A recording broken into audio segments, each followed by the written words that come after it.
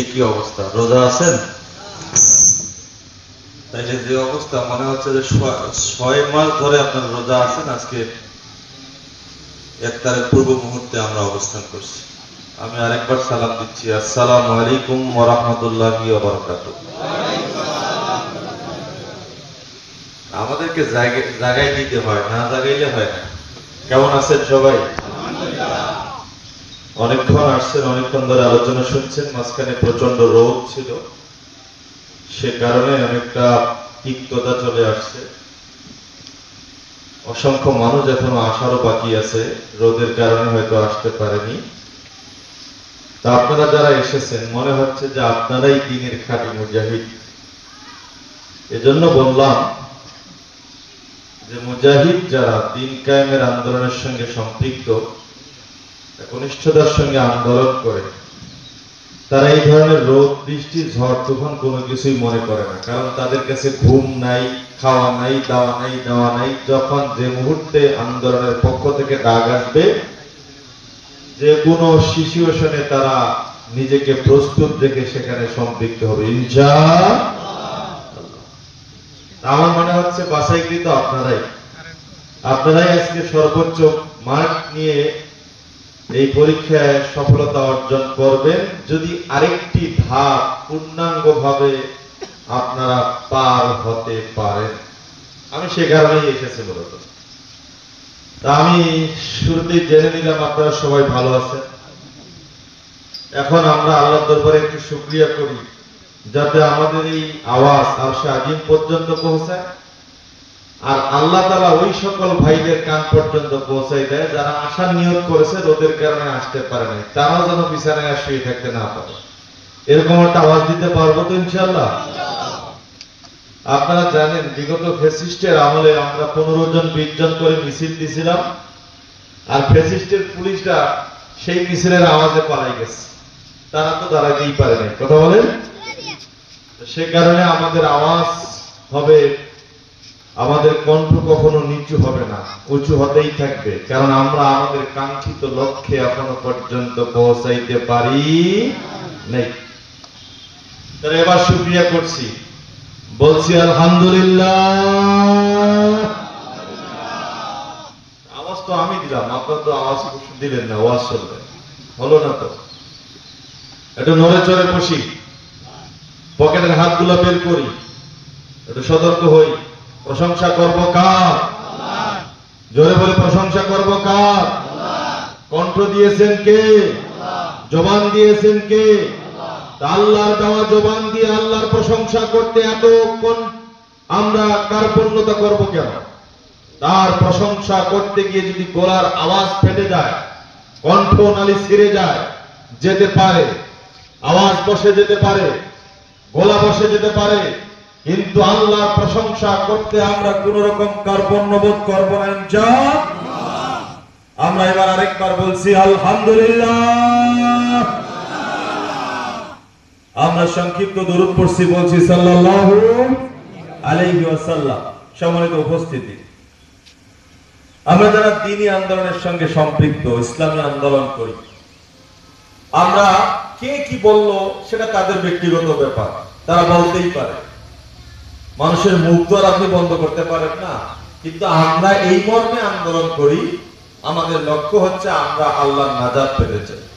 সুবহানাল্লাহ বলবেন না? আমরা কি পেতে চাই? নাজাত পেতে চাই। সে কারণে এই আন্দোলন করতে গিয়ে আমাদের যা কিছু প্রয়োজন, আমরা তা কিছু করতেও রাজি আছি ইনশাআল্লাহ। আচ্ছা, আমি যেহেতু আলোচনা করছি, আপনারা যেহেতু শ্রোতা, আমি আপনাদেরকে এখন একটু কষ্ট দিতে চাই। আপনারা এই কষ্টটা 30 সেকেন্ডের জন্য নিতে রাজি আছেন তো? সবাই বলেন ইনশাআল্লাহ। তা 30 সেকেন্ডের জন্য একটু দাঁড়ান তো, ঘুমটা ভেঙে যায়। মাশাআল্লাহ, সবাই একটু গা ঝাড়া দেন, পকেট গুলো একটু সাবধানে রাখেন। আমার আপনাদের এই পকেটের সাথেই কাজ। উঠছেন সবাই? যে এবার বসে পড়েন। আলহামদুলিল্লাহ, আপনাদের আনুগত্য আছে যথেষ্ট। সম্মানিত উপস্থিতি, আমি পবিত্র কোরআন থেকে একটি আয়াত তেলাওয়াত করে সেখান থেকে একটু আলোচনা আপনাদের কাছে জানাতে চাই, করতে চাই। আশা তার আগে আমি আপনাদের কাছে একটা বিষয় জানতে চাই। কোরআন এসেছে শুধুমাত্র তেলাওয়াত করার জন্য? কোরআন এসেছে শুধুমাত্র রমজান মাসে খতম করার জন্য?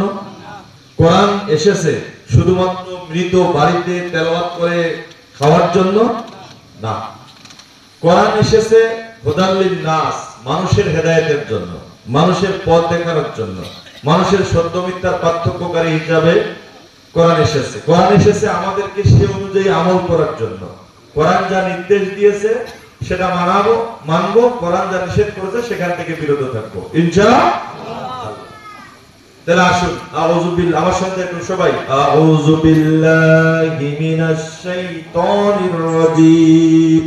সবাই বিসমিল্লাহির রহমানির রহিম। ইন্নাল্লাহা আশতারা মিনাল মুমিনিনা আনফুসাকুম ওয়া আমওয়ালাহুম বিআন্না লাহুমুল জান্নাহ ইলা আখিরি ওয়াল আয়াত। সম্মানিত উপস্থিতি, আল্লাহ তাআলার অশেষ মেহেরবানি যে এই গোটা অঞ্চল থেকে আমরা বিভিন্ন জায়গা থেকে ছুটে এসেছি দিন কায়েমের আন্দোলনকে আঞ্জাম দেওয়ার জন্য। আল্লাহ আমাদেরকে আসার বসার সুযোগ দিয়েছেন, আমরা সেই সুযোগ পেয়েছি। আমরা আল্লাহর কাছে কামনা করব আল্লাহ তাআলা যেন আমাদেরকে আমৃত্যু পর্যন্ত এই ইসলামী আন্দোলনের সঙ্গে আমার জীবনের সর্বোচ্চ একনিষ্ঠতা দিয়ে কাজ করার তৌফিক দান করেন, বলি আমিন।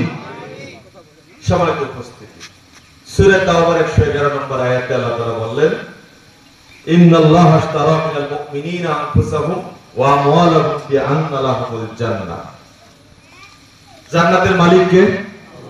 সবাই বলি, জান্নাতের মালিক কে? জাহান্নামের মালিক কে? তো এখন এই জান্নাত আর জাহান্নামে যাবে কে? জান্নাতে যাবে গোটা পৃথিবীর সকল মানুষ, আর জাহান্নামে যাবে গোটা পৃথিবীর সকল জিন, এই তো? কি বলেন? না, জান্নাতেও মানুষ যাবে, জাহান্নামেও মানুষ যাবে। জিনও জান্নাতে যাবে, জিনও জাহান্নামে যাবে। তা আমরাও সেই মানুষ হিসেবে এখানে অবস্থান করেছি। আমি বললাম যে আমরা আল্লাহর নাজাত পেতে ইসলামী আন্দোলন করি। এ ব্যাপারে কোনো সন্দেহ আছে নাকি আমাদের কোনো আকাঙ্ক্ষা আছে? নাই। আমরা প্রত্যেকটা মানুষ এই জামাত ইসলামীতে এসেছি, জামাত ইসলামী করার মাধ্যমে দিন কায়েমের কাজ করছি। জামাত ইসলামী করার মাধ্যমে আল্লাহকে দেওয়া রূহের জগতে ওয়াদা রাখার কাজ করে যাচ্ছি। জামাত ইসলামী করার মাধ্যমে কবরের প্রথম প্রশ্ন, দ্বিতীয় প্রশ্ন, তৃতীয় প্রশ্নের উত্তর দেওয়ার কাজ করছি। সুবহানাল্লাহ বলবেন না? আপনি বলবেন কেন? তাইলে তো অন্যান্য দলগুলো, বাংলাদেশে 92% মুসলমান, এই 92% মুসলমানের দেশে কোরআন কি এখন স্থগিত আছে নাকি চলমান আছে? সবাইকে বলতে হবে, স্থগিত নাকি চলমান? যে কোরআন চলমান থাকে, যে কোরআন স্ট্রং থাকে, যে কোরআন রানিং থাকে, যে কোরআনটি স্থগিত হয় নাই, এই কোরআনকে আল্লাহ তাআলা হুদাল লিন-নাস, এই জাতির হেদায়েতের জন্য রাষ্ট্র পরিচালনার ক্ষেত্রে সংবিধান হিসেবে প্রেরণ করেছে। সেই কোরআন চলমান থাকা সত্ত্বেও আমাদের দেশের কিছু মানুষ ব্রিটিশদের আমলে একটি সংবিধানকে সংযোজন বিয়োজন করার মাধ্যমে তথা মানুষের করা মতবাদ, সেটা জাতীয়তাবাদের মাধ্যমে হোক, ধর্ম নিরপেক্ষতার মাধ্যমে হোক, সোশ্যালিজমের মাধ্যমে হোক, কমিউনিজমের মাধ্যমে হোক, যেই নিজমের মাধ্যমেই হোক, সেখানে কোরআনের নিজম নাই। এই সকল নিজমের মাধ্যমে আল্লাহর কোরআনের বিরুদ্ধে অবস্থান নিয়ে এরকম একটি মানুষের করা লিখিত সংবিধানের সঙ্গে আমাদেরকে সম্পৃক্ত করে সেই নির্দেশ পালন করার জন্য কাজ করিয়ে যাচ্ছে আজকে প্রায় 53 বছর ধরে। কথা বলেন ঠিক কিনা? অথচ আল্লাহ কি বলেছেন? সূরা হজের 41 নম্বর আয়াত, আল্লাযীনা মাক্কান্নাহুম ফিল আরদ আকামুস সালাত ওয়া আতাউয যাকাত ওয়া আমারু বিল মারুফ ওয়া নাহাউ আনিল মুনকার। আমি যে সকল কওমের ভিতরে জাতিতে কোন মুসলিম শাসককে ওই জাতির নেতা বানাই দিব, ক্ষমতা নেতৃত্ব কর্তৃত্ব তার হাতে দিব, তার দায়িত্ব হচ্ছে প্রধানত চারটি। কয়টি? একটু কথা বলতে হবে। কয়টি? ভাই আমার সাথে কথা না বললে আমি আলোচনা করতে পারি না, এটা আমার বদ অভ্যাস। আপনারা যখন একটু আওয়াজ দিবেন আমার আওয়াজ এমনিতেই বেড়ে যাবে, আর আপনারা যখন চুপসে যাবেন আমি নিজেই শেষ হয়ে যাব। তাহলে আল্লাহ কোন মুসলিম শাসককে ক্ষমতা দিলে তার প্রধানত দায়িত্ব কয়টি? চারটি। সূরা হজের 41 নম্বর আয়াত এ ব্যাপারে দলিল দিল। এই চারটির মধ্যে আল্লাযীনা ইম্মাক্কানাহুম ফিল আরদি আকামুস সালাহ। হে মুসলিম শাসক, তুমি যেহেতু ক্ষমতায় এসেছো, তোমার প্রথম কাজ হচ্ছে ওই সংসদে গিয়ে সংবিধানের আলোকে নামাজকে প্রতিষ্ঠিত করা, নামাজের আইন পাস করা। সংসদে তুমি নামাজের আইন পাস করো। এই বিগত 53 বছরে যারা রাষ্ট্রের ক্ষমতায় এসেছে, বিশেষ করে প্রধানমন্ত্রী, রাষ্ট্রপতি, আপনারা মুরব্বীরা আছেন, একজনও কি হিন্দু ক্ষমতায় এসেছিল ভাই? একজনও কি খ্রিস্টান এসেছিল ভাই? তা যারা এসেছিল তারা কি প্রত্যেকে কি ছিল? মুসলমানদের ছিল। কোরআনটাকে তাকে আইন দিয়ে নামাজের আইন পাস করতে হবে, এটা তারা মেনেছিল? তারা যে মেনে নাই, আপনি যে তাকে সমর্থন দিয়ে ক্ষমতায় নিয়ে গেলেন, এই যে সে মানল না, আপনিও সে মানলেন না, আপনি প্রতিবাদ করলেন না, কারণে আপনি সে কোরআনের আইনের বিরুদ্ধে অবস্থান নেওয়ার কারণে তার যত গুনাহ হবে, আপনি মিয়াও তত গুনার অধিকারী হবে যখন কবরে যাবেন, টের খান পাবেন। কথা বলে? কারণ সে সরাসরি আল্লাহর কোরআনের বিরুদ্ধে অবস্থান নিয়েছে। আল্লাযীনা ইম্মাক্কানাহুম ফিল আরদি আকামুস সালাহ, এই আইনটা পাস করলো না। ওয়া আতামুজ যাকাত, যাকাতকে সে রাষ্ট্রীয়ভাবে আইন দ্বারা পরিচয় প্রতিষ্ঠিত করবে। যাকাত উত্তোলনকারী কর্মচারী থাকবে, কর্মকর্তা থাকবে। গোটা রাষ্ট্র থেকে যে সকল মানুষের যাকাত দেওয়া অবস্থান থাকবে, তাদের কাছ থেকে রাষ্ট্র যাকাত উত্তোলন করে বাংলাদেশের সকল গরিবদের মাঝে এই যাকাতের টাকা বিতরণ করবে। এখনো অবধি বাংলাদেশে যাকাতের টাকা যদি রাষ্ট্রীয়ভাবে উত্তোলন করা হয়, শুধু বাংলাদেশে নয়, ভারতের কয়েকটি অঙ্গরাজ্যে বাংলাদেশের যাকাতের টাকা দিয়ে সেই অঙ্গরাজ্যগুলোকে পরিচালনা করা যায়। বলি আল্লাহু আকবার। কিন্তু দুঃখজনক হলো সত্য, যাকাতটাকে রাষ্ট্রীয়ভাবে উত্তোলন করা হয় না, বরং যাকাতের বিরুদ্ধে একটি আইন পাস করা হয়েছে ইসলামী শাসন ব্যবস্থা না থাকার কারণে। সেটি হচ্ছে কি বলা হয়? ট্যাক্স, কর, সুদ ভিত্তিক রাষ্ট্র। তাই দুইটা আইন, প্রথমত দুইটা আইন, এই দুইটার সঙ্গে মুসলিম শাসকরা সম্পৃক্ত ছিল না। আমরা যারা এতদিন এই সকল মুসলিম শাসককে সমর্থন করে এসেছি, তারা যে এই আইনগুলোর সঙ্গে সম্পৃক্ত হয় নাই, পাস করে নাই, তারা যে পরিমাণে গুনাহ অর্জন করেছে, আমরাও সেই পরিমাণে গুনাহ অর্জন করেছি। তবে আমরা যারা তাদের সঙ্গে এতদিনে সম্পৃক্ত ছিলাম, এখন যদি বুঝতে পেরে তাদের বিরুদ্ধে অবস্থান নিয়ে এই সমাজকে ইসলামী সমাজ বানানোর জন্য নিজের জান, অর্থ, সম্পদ নিয়ে কাজ করি, আর ইসলামী শাসন ব্যবস্থা কায়েম করার জন্য আমি আমার ভোট নয়, গোটা রাষ্ট্রকে ইসলাম দিয়ে সাজানোর জন্য কাজ করি, তাইলে অতীতের সকল ভুলগুলো আল্লাহ ক্ষমা করে দিয়ে আমাদেরকে জান্নাত দিবে ইনশাআল্লাহ। দ্বিতীয়টি হচ্ছে ওয়ামরু বিল মারুফ, সকল ভালো কাজগুলো প্রতিষ্ঠা করতে হবে, ওয়ানহা আনিল মুনকার, খারাপ কাজগুলোকে আইন দ্বারা প্রতিহত করতে হবে। এখন বাংলাদেশে বিগত সময়ে সরকার তো মদকে আবার আইন দ্বারা পাস করলো, মদ জায়েজ করে দিল। কথা বলেন না কেন? তাইলে প্রধানত প্রবলেম হলো যে এই দেশে 53 বছর যে সকল মুসলিম শাসকরা ক্ষমতা পরিচালনা করলে, তারা ক্ষমতা পরিচালনা করা সত্ত্বেও কোরআনের একটি আইন তারা সমাজে বাস্তবায়ন করে নাই, বরং ওই সকল আইনের বিরুদ্ধে অবস্থান নিয়ে মানুষের করা মতবাদকে প্রতিষ্ঠিত করেছে। কথা বলেন ঠিক কিনা? সম্মানিত উপস্থিতি, এ কারণে আমরা যারা জমিনে দ্বীন কায়েমের আন্দোলন করি, আমাদের উপর হুমকি আসবে, জুলুম আসবে, আমাদের উপর অবিচার হবে, অন্যায় হবে, অত্যাচার হবে, এই সকল তো আল্লাহর পক্ষ থেকে পরীক্ষা। আহাসিবান নাস আইয়াতুরাকু ইয়াকুলু আমান্না হুম লা ইফতানুন, আমরা ঈমান এনেছি কথা বললেই কি আমাদেরকে আল্লাহ তাআলা ছেড়ে দিবে? ওয়ালাকাদ ফাতান্নাল্লাযীনা মিন ক্বাবলিহিম ফালা ইয়ালামান্নাল্লাহু আল্লাযীনা সাদাকু ওয়ালা ইয়ালামান্নাল কাযিবিন, অতীতে সকল ব্যক্তিদেরকে আল্লাহ তাআলা পরীক্ষা করে নিয়েছেন। যারা বলেছেন আমি ঈমান এনেছি, ঈমান আনার পরে তারা ঈমানের সঙ্গে নিজেকে অটুট রেখেছে, নাকি ঈমানের সঙ্গে বেঈমানের সংমিশ্রিত করে উভয়কে ব্যালেন্স করে চলেছে, এই ক্ষেত্রে আল্লাহ তাআলা পরীক্ষা করবে। এখন কোরআনে যা আছে তা মানা নফল নাকি ওয়াজিব? সবাইকে বলতে হবে নফল নাকি ওয়াজিব। কোরআনে যা আছে এই ব্যাপারে সন্দেহ কারো কি থাকে? নাই। আমি আয়াত তেলাওয়াত করেছিলাম সূরাতুত তাওবার 111 নম্বর আয়াত। এখানে আল্লাহ তাআলা একটা ওয়াদা করেছেন। আল্লাহর ওয়াদা পালনার্থে কোন রকম সন্দেহ আছে? নাই। এখন আজকের আলোচনা কেউ কেউ আংশিক শুনে বলবে যে গোমনাথী জামাতের সেক্রেটারিকে আজ জান্নাতের সার্টিফিকেট দিয়ে গেল। শুনেন, আমি আপনাদেরকে একটা বিষয় পরামর্শ দিয়ে যাচ্ছি। সেটি হলো এই, জামাত ইসলামী আমরা এই জন্য করি, কি জন্য? জামাত ইসলামীর মূল যে কারিকুলাম ম্যানিফেস্টোরি সেটি হচ্ছে জমিনে দ্বীন কায়েম করা। কথা বলেন ঠিক কিনা? জামাত ইসলামের মূল উৎস হচ্ছে ক্ষমতার মালিক কে? আল্লাহ।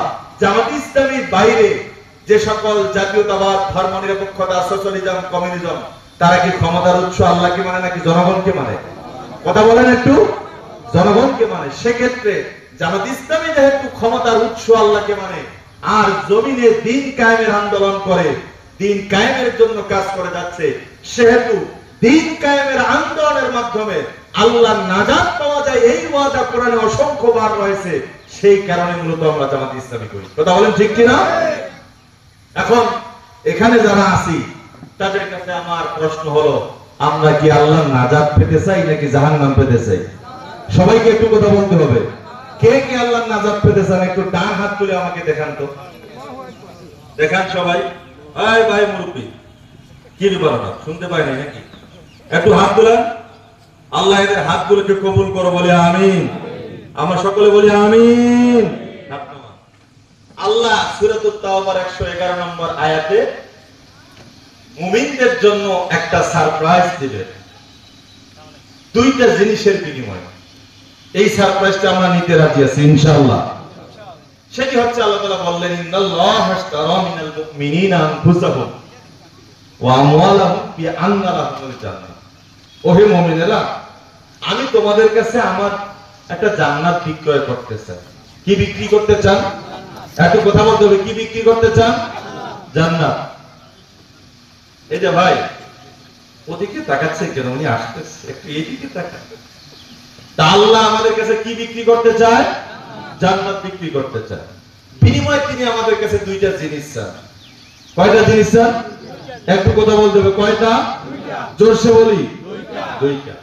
একটি হলো আমাকে চায় বা আপনাকে চায়, আরেকটি হলো মিম্মা রাযাকনাহুম ইউনফিকুন। এই দুনিয়াতে চলার ক্ষেত্রে আপনাকে যে সম্পদ আল্লাহ তাআলা দিয়েছেন, যাকে যতটুকু দিয়েছেন, সেটা যত সামান্য হোক, মিডিয়াম হোক, অনেক বেশি হোক বা অনেক কম হোক, সে যেটাই হোক না কেন, এই সম্পদকে আল্লাহ তাআলার কাছে বিক্রয় করে দিতে বলেন। বিনিময়ে তিনি একটা জান্নাত দিতে চান। বলে সুবহানাল্লাহ। তাইলে মূল বিষয়টি হচ্ছে আল্লাহ তাআলা আমাদের কাছে জান্নাত বিক্রি করতে চান, বিনিময়ে তিনি আমার জান এবং আমাকে দেওয়া সম্পদ তিনি ক্রয় করতে চান। বলে সুবহানাল্লাহ। এবার আসেন সূরা সফের 10 নম্বর আয়াতে। সেখানে আল্লাহ তাআলা কি ঘোষণা দিলেন? সেখানে আল্লাহ তাআলা বললেন, ইয়া আইয়ুহাল্লাযীনা আমানু, হে ঈমানদারেরা। কাকে ডেকেছেন? জোরে বলে কাকে ডাকলেন? ঈমানদারদেরকে। বললেন, হাল আদুল্লুকুম আলা তিজারাতিন তুমজিকুম মিন আযাবিন আলীম। আমি তোমাদের সঙ্গে একটা ব্যবসা করতে চাই ভাই। কি ব্যবসা? এই ব্যবসাটা করলে তোমাদেরকে আমি কঠিন পীড়াদায়ক শাস্তি থেকে মুক্তি দিব। সুবহানাল্লাহ বলবেন না? তা জাহান্নামে কেউ যেতে চায় নাকি? না। আল্লাহ তাআলা বললেন যে আমি তোমাদের সাথে একটা ব্যবসা করব, যদি তোমরা আমার সাথে এই ব্যবসাটা করো তাহলে আমি তোমাদেরকে একটা কঠিন পীড়াদায়ক শাস্তি থেকে মুক্তি দান করব। আরেকবার বলি সুবহানাল্লাহ। সেটা কি? হাল আদুল্লুকুম আলা তিজারাতিন তুমজিকুম মিন আযাবিন আলীম তুমিনুনা বিল্লাহি ওয়া রাসূলিহি। এখানে যারা আছি, মঞ্চে থাকা, মঞ্চের সামনে থাকা, কেউ কি আল্লাহ এবং তার রাসূলের উপর ঈমান আনেন না? এরকম কেউ আছেন? আমরা সবাই আল্লাহ এবং রাসূলের উপর ঈমান এনেছি। সুবহানাল্লাহ। এ ব্যাপারে সন্দেহ আছে? নাই। এখন তিনি বললেন, তুজাহিদুনা ফি সাবিলিল্লাহ, তোমরা যারা আমার এবং আমার রাসূলের উপর ঈমান এনেছো, তোমাদেরকে আমি একটা কাজ দিলাম, একটা আমল দিলাম। এই আমলটা তোমরা দুইটা জিনিস দ্বারা করবা। কয়টা জিনিস দ্বারা? দুইটা। সেটি হচ্ছে তুজাহিদুনা ফি সাবিলিল্লাহি বিআমওয়ালিকুম ওয়া আনফুসিকুম। ওখানে সূরা তাওবায় বললেন তোমাদের কাছে আমি জান্নাত বিক্রি করতে চাই, বিনিময়ে তোমাদের কাছে দুইটা জিনিস চাই। এখানে সূরা সফে বললেন তোমাদের কাছে আমি জাহান্নাম থেকে তোমাদেরকে মুক্তি দিতে চাই, বিনিময়ে দুইটা জিনিস চাই। এখন কোরআনের শুরু থেকে নিয়ে শেষ পর্যন্ত নামাজে, রোজায়, হজে, যাকাতে এরকম কি একটা ওয়াদা আছে? বলতে হবে আছে কি? নাই। আছে শুধুমাত্র তুজাহিদুনা ফি সাবিলিল্লাহ। যে জমিনে দ্বীন কায়েম নাই, সেই জমিনে দ্বীন কায়েমের প্রচেষ্টা করার নাম হচ্ছে তুজাহিদুনা ফি সাবিলিল্লাহ। এই তুজাহিদুনা ফি সাবিলিল্লাহর বাংলা অর্থ হচ্ছে ইসলামী আন্দোলন। কি আন্দোলন? ইসলামী আন্দোলন। এই ইসলামী আন্দোলন আল্লাহ তাআলার পক্ষ থেকে দুইটি জিনিস দ্বারা করতে বললেন।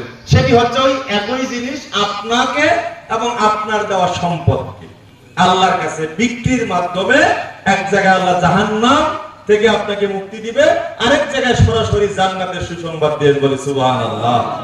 সম্মানিত উপস্থিতি, এবার আমি আপনাদের সামনে একটা ছোট্ট ঘটনা আলোচনা করে, কতক্ষণ পর্যন্ত আলোচনা করব?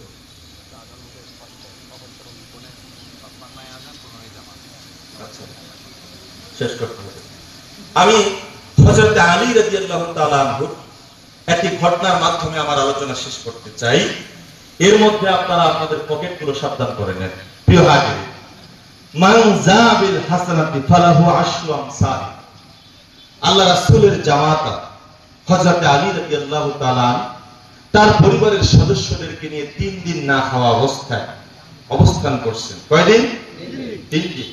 ইতিমধ্যে বাচ্চাদের ক্ষুধার যন্ত্রণা মায়ের সহ্য হচ্ছে না। বাবার কাছে মা ফাতেমাতুজ জোহরা রাদিয়াল্লাহু তাআলা আনহা বললেন, আমাকে দেওয়া আব্বার একটি চাদর রয়েছে যেটি আমাকে গিফট করেছেন বিয়েতে। এই চাদরটি আমি আপনাকে দিতে চাই, যেটি আপনি বিক্রি করলে যা পাবেন সেটা দিয়ে কিছু ক্রয় করে এনে বাচ্চাদের অন্তত একটু খাওয়ার মুখে দেই, নইলে বাচ্চাদের দিকে তাকানো যাচ্ছে না। আর কতক্ষণ চুলায় আগুন দিয়ে ডেকচির মধ্যে পাথর জ্বালাবো, বাচ্চারা আর সহ্য করতে পারতেছে না। সম্মানিত উপস্থিতি, হযরত আলী রাদিয়াল্লাহু তাআলা আনহুর কাছে মা ফাতেমাতুজ জোহরা ওই চাদরটি দিলেন। আলী রাদিয়াল্লাহু তাআলা তিনি এই চাদরটি নিয়ে তার বাজারে গিয়ে চাদরটি বিক্রি করবেন। নবীর জামাতা লজ্জার কারণে সবার কাছে এটি বলতে পারতেছেন না। একটি নিরিবিলি জায়গায় গিয়ে একজনকে বললেন, আমি চাদরটি বিক্রি করতে চাই, আপনি কি নেবেন? তিনি বললেন, ঠিক আছে, নিব 10 দিরহাম। কয় দিরহাম? 10 দিরহাম। এই চাদরটি বিক্রি করে তিনি বাজারের দিকে আসতেছেন একটা গলি দিয়ে।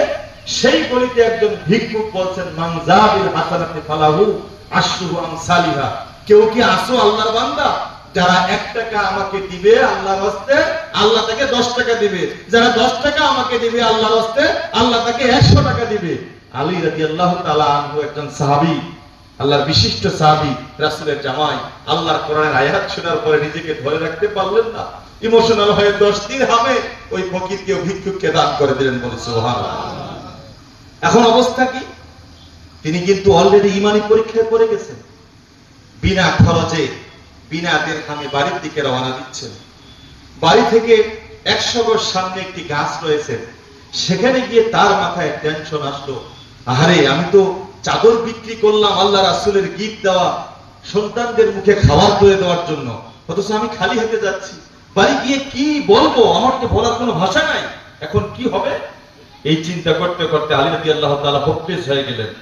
তিনি খুব বিস্মিত হয়ে গেলেন, তিনি নার্ভাস হয়ে গেলেন, এত বেশি নার্ভাস হয়ে গেলেন ওই গাছের নিচে তিনি ঘুমে চলে গেলেন।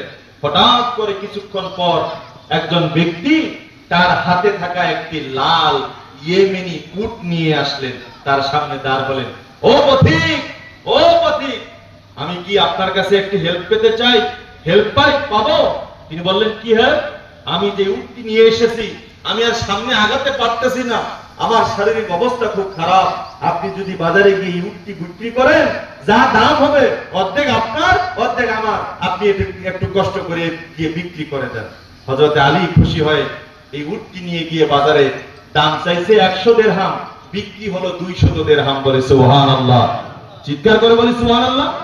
এবারে হযরত আলী রাদিয়াল্লাহু তাআলা আনহু 200 দিরহাম বিক্রি করে, ওই যে অধ্যায়টি হবে, আযান হচ্ছে না, রাদিয়াল্লাহু তাআলা তিনি এই উট বিক্রি করে 100 দিরহাম তিনি বাজার করলেন ইচ্ছা মতো। বাজার করে যাচ্ছে, গিয়ে ওই পথিকের সঙ্গে সাক্ষাৎ হলেন। পথিককে বললেন, আমি আপনার এই লাল ইয়েমেনি উটটি বাজারে নিয়ে গিয়ে দাঁড় করার সাথে সাথে সর্বোচ্চ দামে বিক্রি করেছি। বললেন কত? কয় 200 দিরহামে বিক্রি করেছি। 100 দিরহাম আমি আমার জন্য বাজার করেছি, কিছু রেখেছি, আর 100 দিরহাম এখন নিয়ে এসেছি, এটি নিয়ে আপনি চলে যান। তিনি বললেন যে এই 100 দিরহামও আমি আপনাকে উপহার হিসেবে দিয়ে দিলাম। বলি সুবহানাল্লাহ। আয়াতটি বলেছিলেন, মানজাবিল হাসানাতি ফালাহু আশরু আমসালিহা। কেউ কি আসো 10 টাকা আল্লাহ রাস্তায় দিলে তাকে আল্লাহ তাআলা 100 টাকা দিবে। তিনি কিন্তু এই 100 টাকার আশায় এটি দান করেছেন 10 টাকা, আর আল্লাহ তাআলা তাকে পুরস্কার হিসেবে 200 দিরহাম দান করলেন। বলি সুবহানাল্লাহ। এবারে বাড়ি গেলেন, মা ফাতেমাতুজ জোহরা একটু অবাক, এত বাজার, এত অল্প টাকা, এত বাজার। খাওয়া দাওয়া শেষ করে তিনি গল্প শোনাতে বসলেন। মা ফাতেমা বললেন, এই চাদরটি এত দামে বিক্রি হয়েছে। হঠাৎ করে রাসূলের পক্ষ থেকে খবর আসলেন যে মা ফাতেমা এবং আলীকে আমি তাদেরকে বিবাহর সময় যে চাদরটি গিফট করেছি, এই চাদরটি নিয়ে যেন তারা আমার দরবারে আসে। লাগলো নেথা। মা ফাতেমা আলী রাদিয়াল্লাহু তাআলা বিস্মিত, প্রচন্ড টেনশন তাদের মাথায়, কি হবে। এই বিস্তৃত অবস্থায় রাসূলের সামনে গিয়ে দুজনে ঠস ঠস করে চোখের পানি ছাড়ছেন আর কাঁদতেছেন। রাসূল সাল্লাল্লাহু আলাইহি ওয়াসাল্লাম বলেন, তোমরা কাঁদো কেন? যে আপনি আমাদেরকে যে জিনিসটি নিয়ে আসতে বলেছেন সেটা নিয়ে আমরা আসতে পারিনি। তাদের এই অবস্থা দেখে আল্লাহ রাসূল মুস্কি মুস্কি হাসতেছেন। ফাতেমাতুজ জোহরা বাবার কাছে গিয়ে বললেন, বাবা আমরা ভুল করেছি, আপনি হাসতেছেন। বাবা তার হাত থেকে পিছন দিক থেকে ওই বিক্রিকৃত চাদরটি মা ফাতেমাতুজ জোহরার হাতে তুলে দিলেন। বলি সুবহানাল্লাহ। বললেন, আলী, ওই যে গলিতে থাকা ভিক্ষু মানজাবিল হাসানাতি ফালাহু আশরু আমসালিহা, তিনি সাধারণ কোন ভিক্ষুক নন, তিনি আল্লাহর পক্ষ থেকে প্রেরিত একজন ফেরেশতা, যা তোমাকে পরীক্ষা করা হয়েছে। বলি সুবহানাল্লাহ। ওই যে পথিক যে তোমাকে একটি লাল ইয়েমেনি উট এনে দিয়েছিল, সেও সাধারণ কোন মানুষ নন, বরং আল্লাহর পক্ষ থেকে একটি লাল ইয়েমেনি উট তোমাকে পুরস্কার দিয়েছেন, যা তুমি সর্বোচ্চ দামে বিক্রি করে তোমার পুরস্কার তুমি খুঁজে পাও। বলি সুবহানাল্লাহ। আমি এই ঘটনা শোনানোর মাধ্যমে আমরা কি বুঝলাম, কি মেসেজ পাইলাম? আল্লাহর কোরআনের আয়াত আমাদেরকে হযরত আলীর মতো বিশ্বাস করতে হবে। হযরত আলীর আরেকটি ছোট্ট ঘটনা, তিনি একটি যুদ্ধে গেছেন, ফিরে আসার পরে তার পায়ের পিছনে তীর লাগছে। তিনি কোনোভাবে কোনো সাহাবা সেই তীরটা বের করতে পারতেছেন না। আল্লাহ রাসূল বললেন, তোমরা তাকে ছেড়ে দাও, সে সিজদায় যাবে, সে সময় তার তীরটা বের করবা। সিজদায় যাওয়ার সময় একজন সাহাবী দাঁত দিয়ে তীরটা বের করেছেন। আলীকে প্রশ্ন করা হলো, তুমি কি টের পাইছো? কয় যে না, আমি টের পাইনি। আযান শেষ হোক। আল্লাহর কোরআনের আয়াতের পুরস্কার তাৎক্ষণিক তিনি পেয়ে গেলেন, চাদরও ফিরে পেলেন। 100 দিরহামের বিনিময়ে আল্লাহ তাআলা তাকে 200 দিরহাম দান করলেন। বলি সুবহানাল্লাহ। চাদরটি বিক্রি হয়েছে কয় দিরহামে? একটু বলেন তো, কয় দিরহামে বিক্রি হয়েছে? 10 দিরহামে। ইয়েমেনি উটটি বিক্রি হয়েছে কত দিরহামে? 200 দিরহামে। তা ওই যে পথিক ভিক্ষুক, তিনি বলেছেন মানজাবিল হাসানাতি ফালাহু আশরু আমসালিহা, 10 দিরহাম যে দিবে আল্লাহ তাকে 100 দিরহাম দিবে।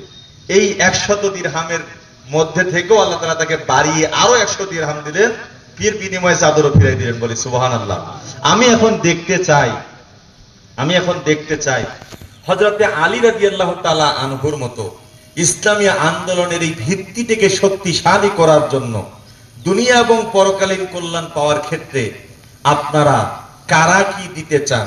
এতক্ষণ থেকে যে আলোচনা শুনলেন, সে বিনিময়